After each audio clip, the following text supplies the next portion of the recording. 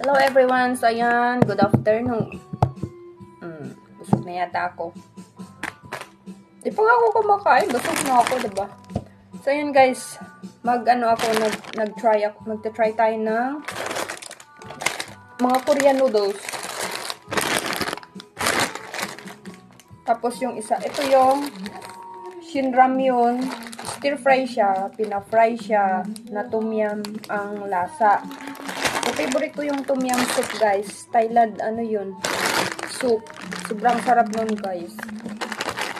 Tapos, ito naman yung Shinramyun na noodles. Sobrang anghang nito guys. Na-try ko na isa.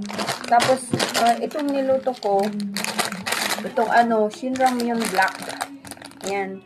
So, nag-sale kasi ngayon dun sa Landers. Kaya, mura yung benta ng mga Korean noodles. Hindi lang noodles. So, lahat ng mga Korean food na nandun sa Landers, nagsisale sila ngayon. Hanggang October yun. Nakalimutan ko kung anong date. Basta, hanggang October yun.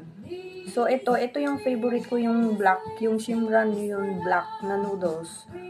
Kasi, nagugustuhan ko yung lasa saka hindi siya maanghang.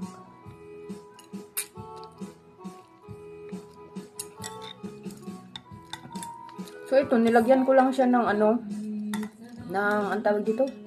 Naluan ko siya ng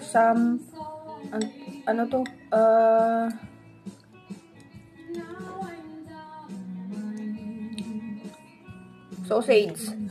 Nakalimutan ko pati yung pangalan eh. Kaya nilagyan ko siya ng ilang sausage.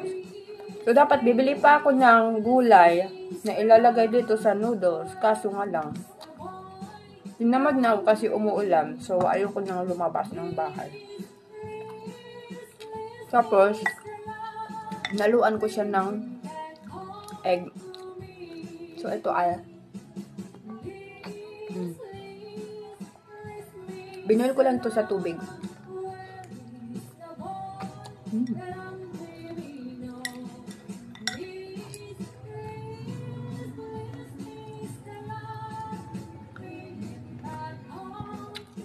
So, ayan.